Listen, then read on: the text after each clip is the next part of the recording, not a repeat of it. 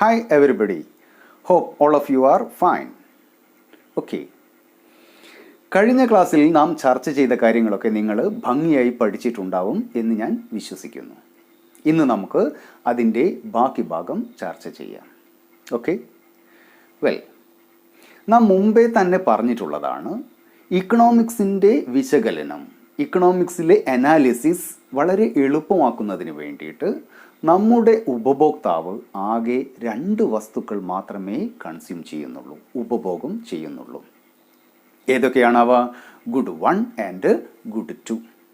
Good 1 എന്ന് പറയുന്നതും good 2 എന്ന് പറയുന്നതുമായ 2 വസ്തുക്കൾ മാത്രമേ, 2 സാധനങ്ങൾ മാത്രമേ നമ്മുടെ ഉപഭോക്താവ് വാങ്ങുന്നുള്ളൂ എന്നാണ് നാം ഇവിടെ സങ്കല്പിക്കുന്നത്. ഓക്കെ, ഇങ്ങനെ 2 വസ്തുക്കൾ ഒരു ഉപഭോക്താവിനെ സംബന്ധിച്ചിടത്തോളം ഇഷ്ടം പോലെ വാങ്ങാനായിട്ട് പറ്റുമോ? പറ്റില്ല. അദ്ദേഹത്തിന് വാങ്ങിക്കാൻ കഴിയുന്ന ഗുഡ് 1ൻ്റെയും ഗുഡ് 2വിൻ്റെയും അളവ് എന്തിനെയൊക്കെ ആശ്രയിച്ചിരിക്കുന്നു? ഗുഡ് 1ൻ്റെ വിലയെ ആശ്രയിച്ചിരിക്കുന്നു, ഗുഡ് 2വിൻ്റെ വിലയെ ആശ്രയിച്ചിരിക്കുന്നു. കൂടാതെ അദ്ദേഹത്തിൻ്റെ കൈവശമുള്ള പണത്തെ, വരുമാനത്തെയും ആശ്രയിച്ചിരിക്കുന്നു. ഇല്ലേ? ശരി. അപ്പം ഒരു ഉപഭോക്താവിനെ സംബന്ധിച്ചിടത്തോളം എത്രമാത്രം വസ്തുക്കൾ വാങ്ങാനായിട്ട് കഴിയും എന്നത് 3 കാര്യങ്ങളെ ആശ്രയിച്ചിരിക്കുന്നു. Price of good 1, price of good 2 and income of the consumer.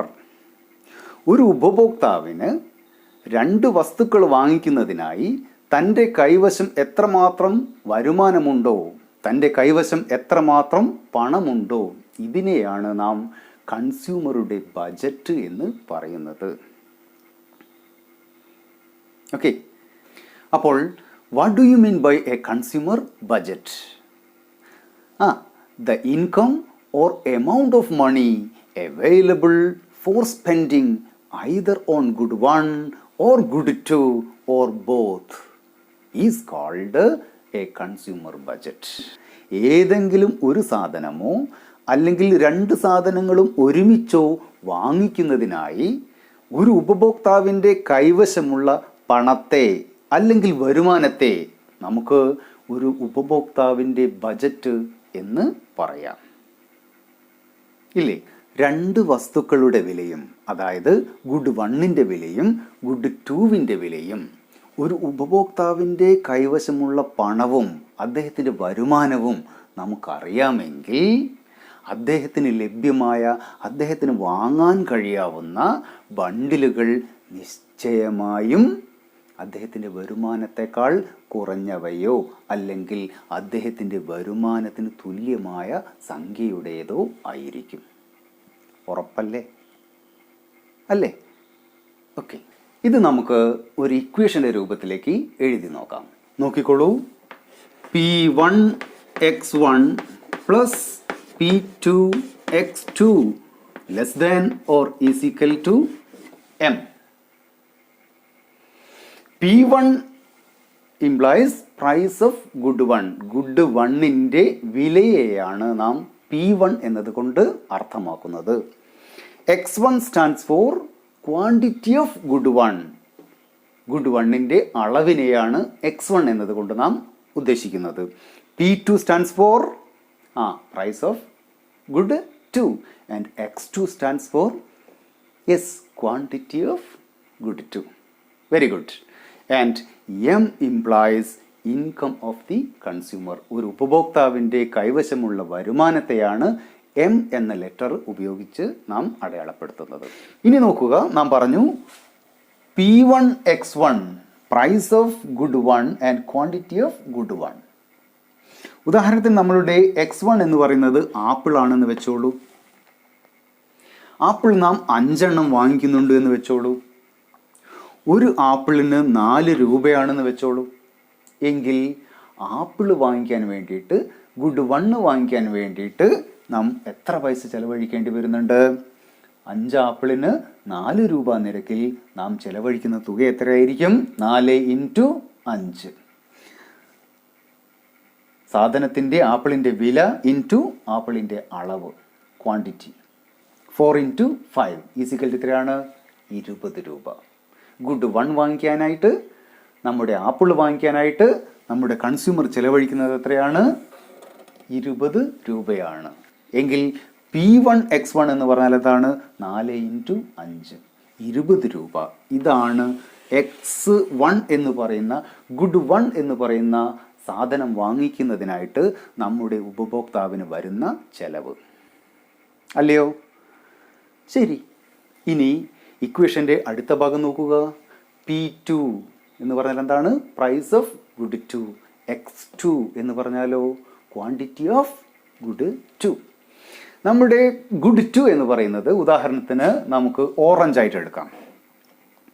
Orange നമ്മൾ 6 ഓറഞ്ച് വാങ്ങിക്കുന്നു എന്ന് വിചാരിക്കുക. അപ്പം X2 അല്ലെങ്കിൽ ക്വാണ്ടിറ്റി ഓഫ് ഗുഡ് 2 എത്രയാണ്?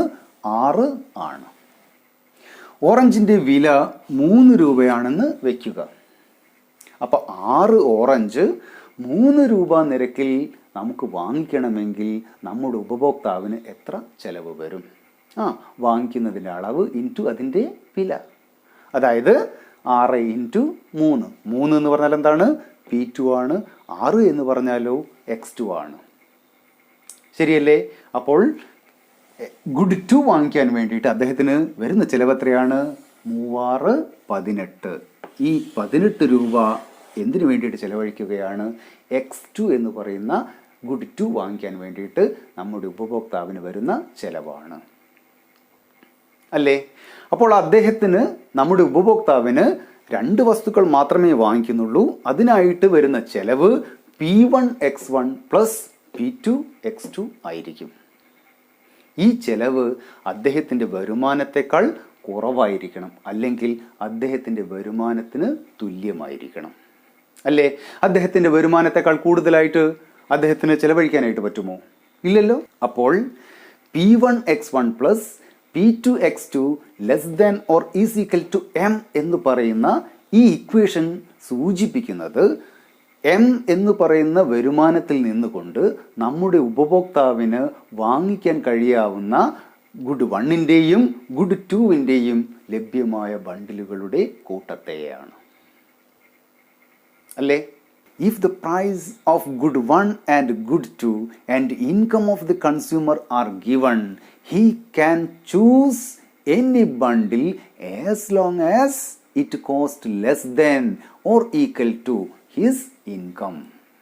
ഇല്ലേ? തൻ്റെ വരുമാനത്തിന് തുല്യമോ കുറവോ ആയ 2 വസ്തുക്കളുടെ വിവിധ ബണ്ടിലുകൾ അദ്ദേഹത്തിന് വാങ്ങിക്കുവാനായിട്ട് കഴിയും. ഒരു ഉപഭോക്താവിന് വാങ്ങാൻ കഴിയാവുന്ന, ഒരു ഉപഭോക്താവിന് ലഭിക്കുന്ന 2 വസ്തുക്കളുടെ വിവിധ ബണ്ടിലുകളുടെ കൂട്ടത്തെയാണ് നാം ഇക്കണോമിക്സിൽ ദ കൺസ്യൂമേഴ്സ് ബജറ്റ് സെറ്റ് എന്ന് വിളിക്കുന്നത്. The collection of all bundles that the consumer can buy with his given income at the prevailing market price are called a consumer budget set. നിലവിലുള്ള വിലയ്ക്ക് ലഭ്യമായ തൻ്റെ വരുമാനം ഉപയോഗിച്ച് വാങ്ങിക്കാൻ കഴിയാവുന്ന 2 വസ്തുക്കളുടെ വിവിധ ബണ്ടിലുകളെ നമുക്ക് ഒരു ഉപഭോക്താവിൻ്റെ ബജറ്റ് സെറ്റ് എന്ന് വിളിക്കാം. കൺസ്യൂമേഴ്സ് ബജറ്റ് സെറ്റ് നമുക്ക് ഒരു ഉദാഹരണത്തോട് കൂടിയിട്ട് കൂടുതലായിട്ട് മനസ്സിലാക്കാനായിട്ട് ശ്രമിക്കാം. ഓക്കെ, പരീക്ഷയ്ക്ക് ഒത്തിരി തവണ ചോദിച്ചിട്ടുള്ളൊരു ചോദ്യമാണ് ഫൈൻഡ് കൺസ്യൂമേഴ്സ് ബജറ്റ് സെറ്റ്. അതുകൊണ്ട് വളരെയധികം ശ്രദ്ധിക്കുക. നമുക്ക് പരീക്ഷയ്ക്ക് തരും M = 30, P1 = 10, P2 = 10. ഇതൊക്കെ നമുക്ക് പരീക്ഷയ്ക്ക് തരും. M എന്ന് പറഞ്ഞാൽ എന്താണ്? ഒരു ഉപഭോക്താവിൻ്റെ വരുമാനമാണ്. P1 price of good 1, P2 price of good 2. ഇനി നമുക്ക് ഉപഭോക്താവിൻ്റെ ബജറ്റ് സെറ്റ് കണ്ടെത്താനായിട്ട് ശ്രമിക്കാം. ഇതുപോലെ ഒരു ഗ്രാഫ് തയ്യാറാക്കുക. നമ്മുടെ ഗുഡ് 1 അതായത് X1ഉം ഗുഡ് 2 അതായത് X2 ഇൻഡിവിസിബിൾ ആണ്. ചെറിയ ചെറിയ കഷണങ്ങളായിട്ട് പകുക്കാനായിട്ട് പറ്റില്ല. The units of good 1 X1 good 2 x2 are available in integer units. 1, 2, 3 എന്ന് പറയുന്ന പൂർണ്ണസംഖ്യകളായിട്ട് മാത്രമേ നമുക്കതിനെ വിഭജിക്കാനായിട്ട് പറ്റുകയുള്ളൂ എന്ന് വിചാരിച്ചോളൂ. ഇനി നോക്കുക, ഈ പോയിന്റിൽ x1 പൂജ്യമാണ്, x2 പൂജ്യമാണ്. നമ്മൾ വാങ്ങുന്നില്ല. പറ്റുമല്ലോ, ഒരു ഉപഭോക്താവിന് വേണമെങ്കിൽ 30 രൂപ ഉള്ള ഒരു ഉപഭോക്താവിന് വേണമെങ്കിൽ വാങ്ങാതിരിക്കാം. 00 എന്ന് പറയുന്ന ബണ്ടിൽ ഇദ്ദേഹത്തിന് ലഭ്യമാണ്, അതായത് അദ്ദേഹത്തിന് വാങ്ങുന്നില്ല എന്ന് വയ്ക്കാം. ഇനി ഈ ആക്സിസിൽ കൂടി നമ്മൾ മുന്നോട്ട് പോവുകയാണ്.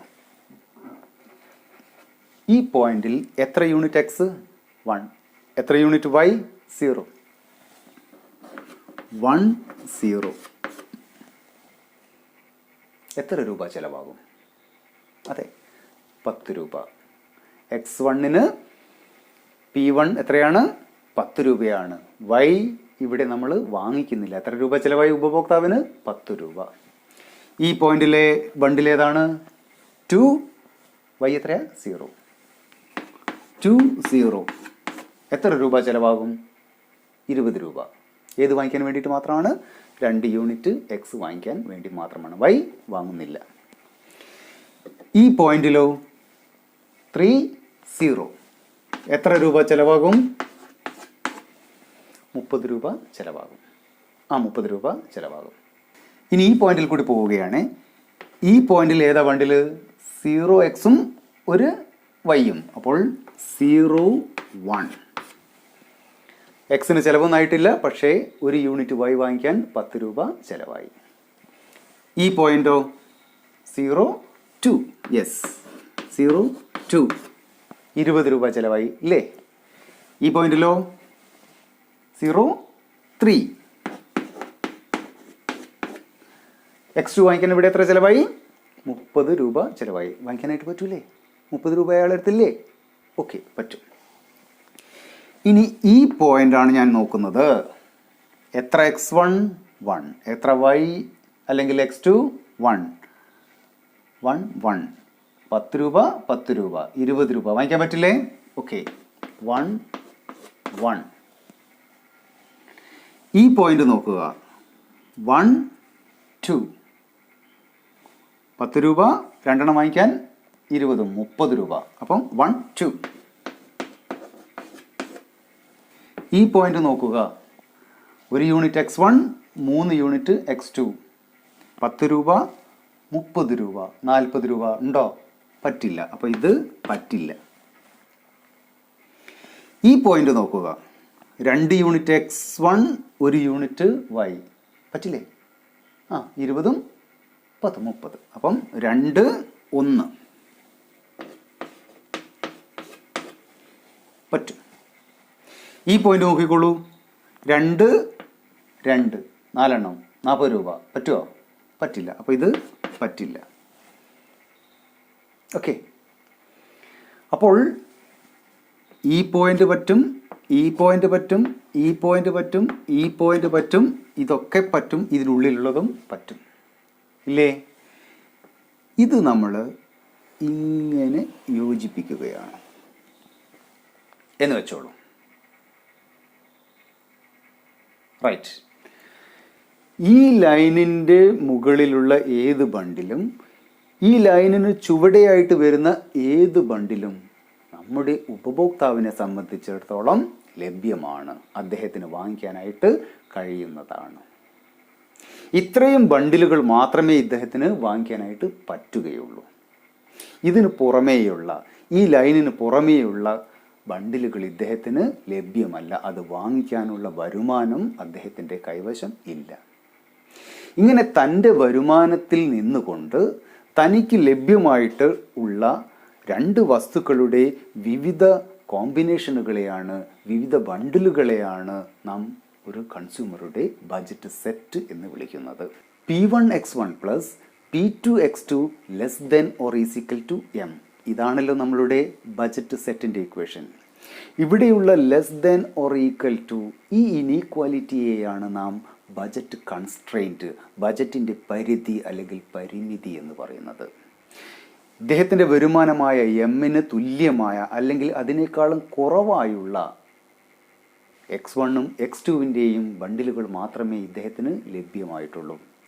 ഇതാണ് ഇദ്ദേഹത്തിൻ്റെ പരിമിതി. ഒന്നുകിൽ എമ്മിൻ്റെ അത്ര അല്ലെങ്കിൽ അതിനേക്കാളും കുറവ്. ഈ ഇനീക്വാലിറ്റിയെയാണ് നാം ബജറ്റ് കൺസ്ട്രെയിൻറ്റ് എന്ന് വിളിക്കുന്നത്. All bundles on or below the line are included in the budget set. Okay, ഈ പോയിന്റ് നോക്കുക. എത്ര X1 3, X2 0, 3 0. ഇതല്ലേ ബണ്ടിൽ? എത്ര രൂപ ചിലവാകും? 30 രൂപ ചിലവാകും അല്ലേ? ഈ പോയിന്റ് നോക്കുക.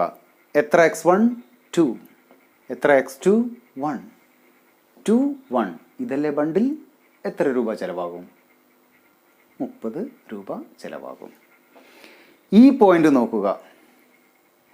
എത്ര X1 1, X2 2. അപ്പോൾ കോമ്പിനേഷൻ, അതായത് ബണ്ടിൽ 1 2. 10 രൂപ X1 വേണ്ടിയിട്ടും 20 രൂപ X2 വേണ്ടിയിട്ടും, അങ്ങനെ 30 രൂപ ചിലവാകും. ശരിയല്ലേ? ഓക്കെ, എങ്കിൽ ഇവിടെ പറയൂ, ബണ്ടിൽ ഏതാണ്? 0 X2 എത്രയാ? 3. 0 3. എത്ര ചിലവാകും? 30 രൂപ ചിലവാകും. എന്തിനു വേണ്ടിയിട്ടാണ്? 3 X2 വാങ്ങിക്കാൻ വേണ്ടിയിട്ട് 30 രൂപ ചിലവാകും. ഇല്ലേ? ഇതിന് ഞാൻ എ എന്ന്, ഇതിന് ബി എന്ന്, ഇതിന് സി എന്ന്, ഇതിന് ഡി എന്ന് പേര് കൊടുക്കുന്നു എന്ന് വിചാരിച്ചോളൂ. ഈ പറയുന്ന എ എന്ന് പറയുന്ന പോയിന്റിലും ബിയിലും സിയിലും ഡിയിലും എനിക്ക് ചിലവാകുന്ന തുക എത്രയാണ്? 30 രൂപയാണ്. അതായത് എൻ്റെ വരുമാനത്തിന് തുല്യമായ തുകയാണ്. ഈ പോയിന്റുകളെ ഞാൻ കൂട്ടി യോജിപ്പിച്ച് വരയ്ക്കുകയാണ്. ഈ ലഭിച്ചിരിക്കുന്ന ലൈനിനെയാണ് നാം ഇക്കണോമിക്സിൽ എ കൺസ്യൂമേഴ്സ് ബജറ്റ് ലൈൻ എന്ന് വിളിക്കുന്നത്. ഈ കൺസ്യൂമറുടെ ബജറ്റ് ലൈനിലെ ഏത് പോയിന്റ് എടുത്ത് നോക്കിയിട്ടുണ്ടെങ്കിലും നാം വാങ്ങിക്കുന്ന X1 X2 അളവ് വ്യത്യസ്തമായിരിക്കും. എങ്കിലും നമുക്ക് ഇവിടെ വരുന്ന ഓരോ പോയിന്റിലും ഒരു ഉപഭോക്താവ് ചെലവഴിക്കുന്ന തുക നിശ്ചയമായും എത്രയായിരിക്കും? അദ്ദേഹത്തിൻ്റെ വരുമാനം എത്രയാണോ അത്രയും ആയിരിക്കും. എ എന്ന് പറയുന്ന പോയിന്റിലും 30, ബിയിലും സിയിലും ഡിയിലും എത്ര തന്നെയാണ്? അദ്ദേഹത്തിൻ്റെ വരുമാനമായ 30 രൂപ തന്നെയാണ്. ഇപ്പോൾ നമുക്ക് ലഭിച്ചിട്ടുള്ള ഈ ലൈനിനെയാണ് നമ്മൾ കൺസ്യൂമേഴ്സ് ബജറ്റ് ലൈൻ എന്ന് വിളിക്കുന്നത്. അപ്പോൾ ബജറ്റ് ലൈൻ എന്ന് പറഞ്ഞിട്ടുണ്ടെങ്കിൽ എന്താണ്? P1 X1 plus P2 X2 is equal to M. അതിനെയാണ് ഇത് വിളിക്കുന്നത് എ കൺസ്യൂമേഴ്സ് ബജറ്റ് ലൈൻ എന്ന് വിളിക്കുന്നത്. P1 X1 എന്ന് പറഞ്ഞിട്ടുണ്ടെങ്കിൽ X1 വാങ്ങിക്കാൻ വേണ്ടിയിട്ട് ഒരു ഉപഭോക്താവിന് വരുന്ന ചെലവ്. P2 X2 എന്ന് പറഞ്ഞാലോ X2 വാങ്ങിക്കാനായിട്ട് അദ്ദേഹത്തിന് വന്നിട്ടുള്ള ചെലവ്. അതെന്തിന് തുല്യമാണ്? അദ്ദേഹത്തിൻ്റെ വരുമാനത്തിന് തുല്യമാണ്. അപ്പോൾ ഈ ലൈനിനെ നമുക്ക് എന്തെഴുതാം? P1 X1 plus P2 X2 is equal to M എന്ന് എഴുതാം. മനസ്സിലായില്ലേ?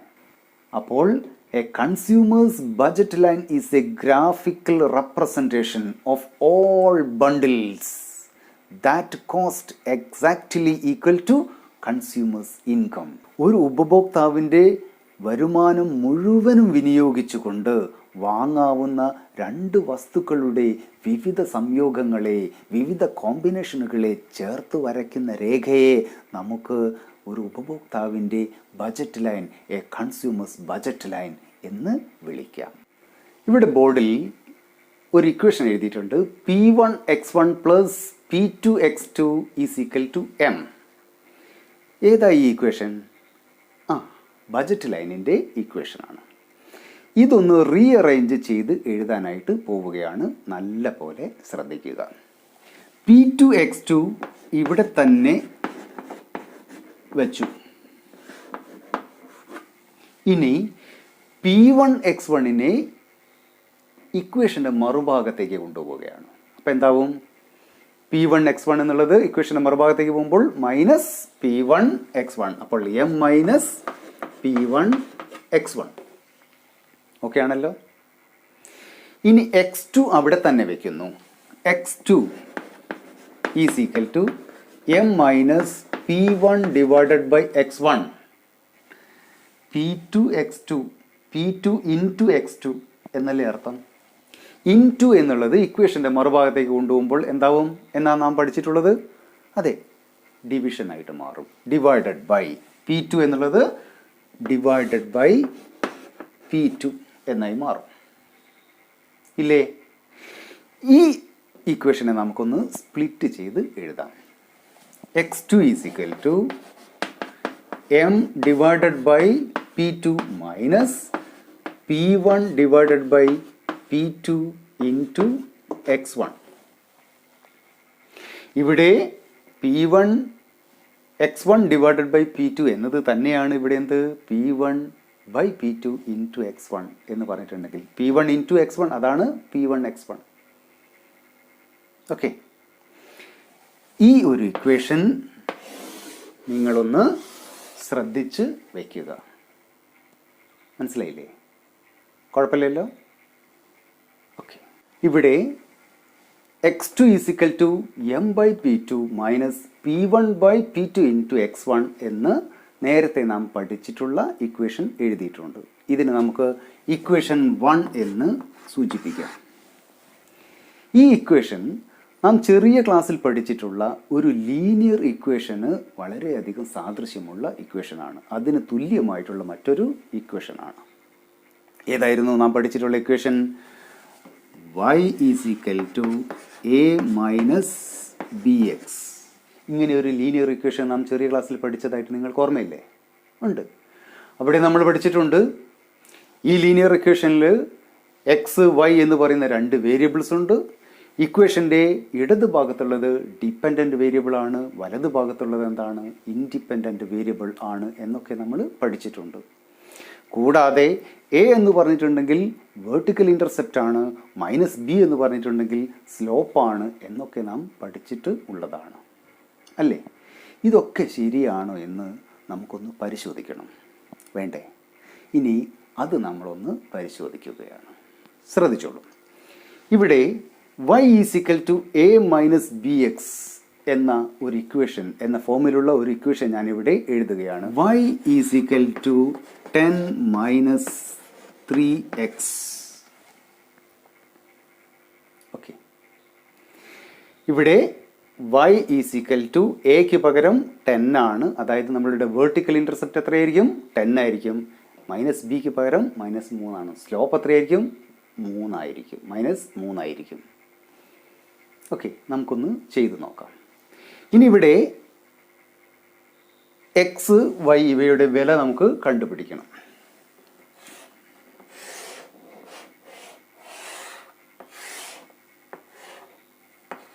വൈ എക്സ്, എക്സിന് നമുക്ക് 0, 1, 2, 3 എന്നിങ്ങനെ വില കൊടുക്കാം.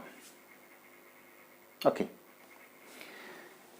എക്സ് 0 ആണ് എങ്കിൽ എക്സിൻ്റെ സ്ഥാനത്ത് ഇവിടെ എത്ര ഉണ്ടാവും? 0. 0 ഇൻറ്റു 3 0. 10 കുറയ്ക്കണം 0, 10. അപ്പോൾ y എത്ര ഉണ്ടായിരിക്കും? 10 ഉണ്ടായിരിക്കും. ശരിയല്ലേ? എക്സ് 1 ആണ് എങ്കിൽ 1 ഇൻറ്റു 3 എത്രയാ? 3. 10 കുറയ്ക്കണം 3 7. ഓക്കെ, എക്സ് 2 ആണെങ്കിലോ 2 ഇൻറ്റു 3 6. 10 കുറയ്ക്കണം 6 യെസ് 4. എക്സിൻ്റെ വില 3 കൊടുക്കുകയാണെങ്കിൽ 3 ഇൻറ്റു 3 9. 10 കുറയ്ക്കണം 9 1. എക്സിന് വിവിധ വില കൊടുക്കുമ്പോൾ നമുക്ക് എന്തിൻ്റെ വില കിട്ടും? വൈയുടെ വില ലഭിക്കും. ഇത് നമുക്കൊന്ന് ഗ്രാഫിലേക്ക് മാറ്റി നോക്കാം. ഇവിടെ എക്സും ഇവിടെ നമ്മൾ അളക്കുന്നത് വൈയും ആണ്. ഓക്കെ, എക്സ് 0 ആകുമ്പോൾ ഇവിടെയല്ലേ എക്സ് 0 ആകുമ്പോൾ വൈ എത്രയാണ്? 10 ആണ്. പ്ലോട്ട് ചെയ്ത മാർക്ക് ശ്രദ്ധിച്ചല്ലോ. എക്സ് 1 ആകുമ്പോൾ 7 ആണ്. 1ന് നേരെ 7. ഇതാണ് അടുത്ത പ്ലോട്ട്. രണ്ടാകുമ്പോൾ 4, 2 നേരെ 4. ശ്രദ്ധിച്ചല്ലോ, കാണുന്നുണ്ടല്ലോ. 3 ആകുമ്പോഴോ 1. എക്സ് 3 ആകുമ്പോൾ വൈ എത്രയാണ്? 1 ആണ്. ഇതല്ലേ ഗ്രാഫിൽ നമ്മൾ അടയാളപ്പെടുത്തിയിട്ടുള്ള പോയിന്റ്. ഈ പോയിന്റുകളെ നമ്മൾ യോജിപ്പിച്ച് വരയ്ക്കുകയാണ്. നോക്കിക്കോളൂ.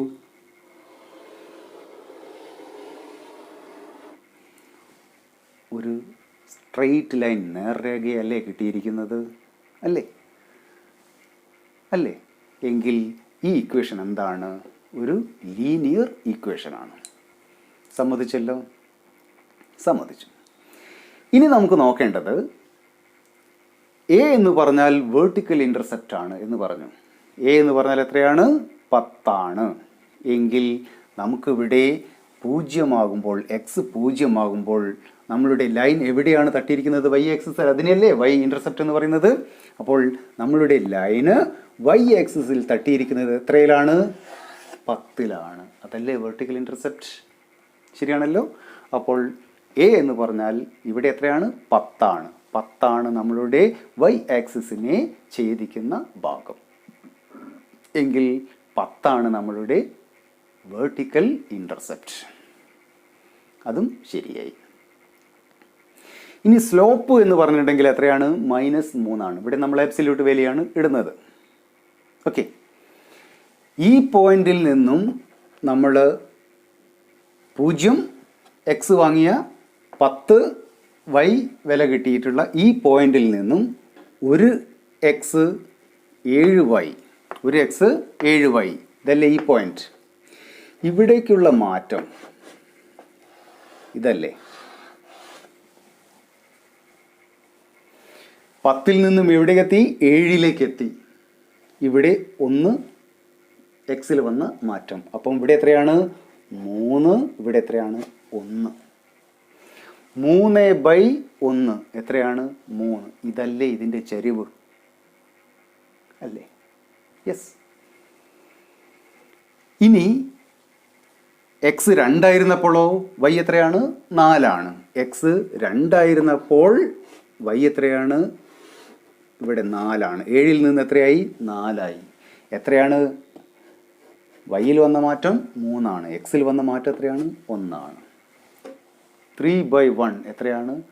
3 ആണ്. നെഗറ്റീവ്ലി സ്ലോപ്പിംഗ് ആയതുകൊണ്ട് നെഗറ്റീവാണ്. പക്ഷേ നമ്മളിവിടെ ആബ്സല്യൂട്ട് വാല്യൂ പറയണം. എത്രയാണ്? 3 ആണ് സ്ലോപ്പ്. അടുത്ത സ്ലോപ്പ് എത്രയാണ്? 4ൽ നിന്നും എത്രയായി? 1 ആയി. 4ൽ നിന്നും 1ലേക്ക് 3 അല്ലേ? 3/1 = 3. അപ്പോൾ നമ്മുടെ ഈ ലൈനിൻ്റെ, നമ്മളുടെ ഈ ലൈൻ ഏതാണ്? 10 - 3x എന്ന് പറയുന്ന ലൈനിൻ്റെ സ്ലോപ്പ് എന്ന് പറഞ്ഞിട്ടുണ്ടെങ്കിൽ എത്ര തന്നെയാണ്? -3 ആണ്. ഇത് നെഗറ്റീവ് സ്ലോപ്പിംഗ് ആയതുകൊണ്ട് -3 ആണ്. 1 കൂടുമ്പോൾ 1 കുറയുന്നു എന്ന് പറഞ്ഞിട്ടുണ്ടെങ്കിൽ നമ്മുടെ ഉത്തരം എപ്പോഴും എന്തായിരിക്കും? നെഗറ്റീവ് ആയിരിക്കും. മനസ്സിലായല്ലോ? അപ്പോൾ എന്താണ് സ്ലോപ്പ് എന്ന് മനസ്സിലായി. നമ്മൾ ഇക്വേഷനിൽ ചെറിയൊരു മാറ്റം വരുത്തുകയാണ്. സ്ലോപ്പിൽ ചെറിയൊരു മാറ്റം വരുത്തുകയാണ്.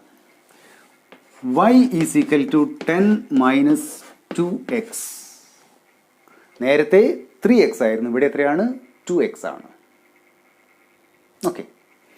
എക്സിന് വ്യത്യസ്ത വിലകൾ കൊടുക്കുന്നു. 0, 1, 2, 3 എന്നിങ്ങനെ. എക്സിന് 0 വില സ്വീകരിക്കുമ്പോൾ 0 × 2 0. 10ന്ന് 0 പോയാൽ 10. എക്സ് 1 വില സ്വീകരിക്കുമ്പോൾ 1 × 2 2. 10 കുറക്കണം 2 8. 2 വില സ്വീകരിക്കുമ്പോൾ 2 × 2 4. 10 - 4 6. 3 വില സ്വീകരിക്കുമ്പോൾ 3 × 2 6. 10 കുറക്കണം 6 4. ഇതല്ലേ? ഇത് നമുക്ക് ഗ്രാഫിലേക്ക് മാറ്റി നോക്കാം. സ്ലോപ്പ് മാറുന്നുണ്ടോ എന്ന് അറിയാമല്ലോ. ഓക്കെ. എക്സ് 0 ആകുമ്പോൾ വൈ എത്രയാണ്? 10. എക്സ് 0 ആകുമ്പോൾ വൈ 10. അതേ പോയിന്റ് തന്നെയാണ്. എ എത്ര തന്നെയാണ്? 10 തന്നെയാണ്. ഇവിടെയും ആണല്ലോ. എക്സ് 1 ആകുമ്പോൾ വൈ എത്രയാണ്? 8 ആണ്. എക്സ് 1 ആകുമ്പോൾ y എത്രയാണ്? 8ആണ്. പ്ലോട്ട് ചെയ്ത പോയിന്റ് ശ്രദ്ധിക്കുക. എക്സ് 2 ആകുമ്പോൾ എത്രയാണ് y? 6. 2 ആകുമ്പോൾ 6 കണ്ടല്ലോ. 3 ആകുമ്പോഴോ 4. 3 നേരെ 4. ഇതല്ലേ? എങ്കിൽ ഈ പോയിന്റുകളെ യോജിപ്പിച്ച് വരയ്ക്കുമ്പോൾ നമുക്ക് ഇതല്ലേ കിട്ടുന്നത് ലൈന്. ഈ ലൈൻ ഏതാണ്? y is equal to 10 minus 2x. ചരിവ് കുറഞ്ഞത് കണ്ടോ? ഇവിടെ 3 ആയിരുന്നു, ഇവിടെ എത്രയാണ്? 2 ആണ് ചരിവ്. ഈ പോയിന്റിൽ നിന്നും ഇവിടേക്ക് വന്നപ്പോൾ 10ൽ നിന്ന് എത്രയായി? 8ആയി. 1 വർദ്ധിച്ചു. അപ്പോൾ 2/1. 2 ചരിവ്. ഈ പോയിന്റിൽ നിന്ന് ഇവിടേക്ക് വന്നപ്പോൾ 8ൽ നിന്ന് എത്രയായി? 6ആയി. അപ്പോൾ 2/1. 2. ഈ പോയിന്റിൽ നിന്ന് ഇവിടേക്ക് വന്നപ്പോൾ 6ൽ നിന്ന് 4ആയി. 6ൽ നിന്ന് 4ആയി എന്ന് വെച്ചാൽ 2. ഇവിടെ വരുന്ന എത്രയാ? 1. 2. ഈ പോയിന്റിൽ നിന്ന് ഇവിടേക്ക് വരുമ്പോൾ എത്ര തന്നെയാണ്? 2/1. എത്ര തന്നെയാണ്? 2 തന്നെയാണ്. ചെരിവിൽ, സ്ലോപ്പിൽ മാറ്റം വന്നത് ശ്രദ്ധിച്ചല്ലോ. അപ്പോൾ നമ്മുടെ ഈ ഇക്വേഷൻ പറഞ്ഞിട്ടുള്ള കാര്യങ്ങൾ ശരിയാണ്, സത്യമാണ് എന്ന് നമുക്ക് നിസ്സംശയം ബോധ്യമായി. ഇല്ലേ? ഇപ്പം നമ്മൾ ചർച്ച ചെയ്തിട്ടുള്ള സ്ലോപ്പ്, വെർട്ടിക്കൽ ഇൻ്റർസെപ്റ്റ് തുടങ്ങിയവ പരീക്ഷയ്ക്ക് നിങ്ങൾക്ക് കാര്യമായിട്ട് ചോദിക്കുകയൊന്നും ഇല്ല എങ്കിൽ പോലും നമ്മുടെ പാഠഭാഗങ്ങൾ കൃത്യമായി വ്യക്തമായി മനസ്സിലാക്കാൻ നിങ്ങൾക്ക് ഈ പറഞ്ഞ കാര്യങ്ങൾ വളരെയധികം ഉപകാരപ്പെടും. നമ്മുടെ equation x2 = m/p2 minus p1/p2 into x1 എന്ന് പറയുന്നത് നാം നേരത്തെ ചർച്ച ചെയ്തിട്ടുള്ള y = a - bx സമാനമാണ് അല്ലേ? എങ്കിൽ m/p2 എന്ന് പറഞ്ഞാൽ എന്തായിരിക്കും? വെർട്ടിക്കൽ ഇൻ്റർസെപ്റ്റ് ആയിരിക്കും. എന്തായിരിക്കും? m/p2 = vertical intercept. m എന്ന് പറഞ്ഞാൽ ഉപഭോക്താവിൻ്റെ വരുമാനം, p2 എന്ന് പറഞ്ഞിട്ടുണ്ടെങ്കിൽ x2-ൻ്റെ വില. എങ്കിൽ ഹൊറിസോണ്ടൽ ഇൻ്റർസെപ്റ്റ് എന്തായിരിക്കും? m/p1. യെസ്, p1 ആയിരിക്കും. ഓക്കെ. ഇനി നമ്മളുടെ ബജറ്റ് ലൈനിൻ്റെ ചരിവ് എന്തിന് തുല്യമായിരിക്കും? -p1/p2. p1 എന്ന് പറഞ്ഞാൽ എന്താണ്? Price of x1. p2 എന്ന് പറഞ്ഞാൽ എന്താണ്? Price of good two x2. എങ്കിൽ നമ്മളുടെ സ്ലോപ്പ് -p1/p2 എന്ന് പറഞ്ഞിട്ടുണ്ടെങ്കിൽ x1-ൻ്റെയും x2-ൻ്റെയും വിലയുടെ അനുപാതത്തിന് തുല്യമായിരിക്കും. Price ratio of x1 and x2 അതല്ലേ -p1/p2 എന്ന് പറഞ്ഞിട്ടുണ്ടെങ്കിൽ. അപ്പോൾ നമ്മളുടെ ബജറ്റ് ലൈനിൻ്റെ ചരിവ് price ratio of 2 goods p1/p2 ആയിരിക്കും. ഇക്വേഷൻ എന്തായിരുന്നു? ബജറ്റ് ലൈൻ്റെ p1 x1 plus p2 x2 is equal to m. Okay. Well, ഇതുവരെ എന്നെ കേട്ട് എൻ്റെ ക്ലാസ് മനസ്സിലാക്കാനായിട്ട് ശ്രമിച്ചിട്ടുള്ള മുഴുവൻ വിദ്യാർത്ഥികൾക്കും 1000 നന്ദി പറഞ്ഞുകൊണ്ട് നമുക്ക് വീണ്ടും അടുത്ത ക്ലാസ്സിൽ കാണാമെന്ന് പറഞ്ഞുകൊണ്ട് ബൈ.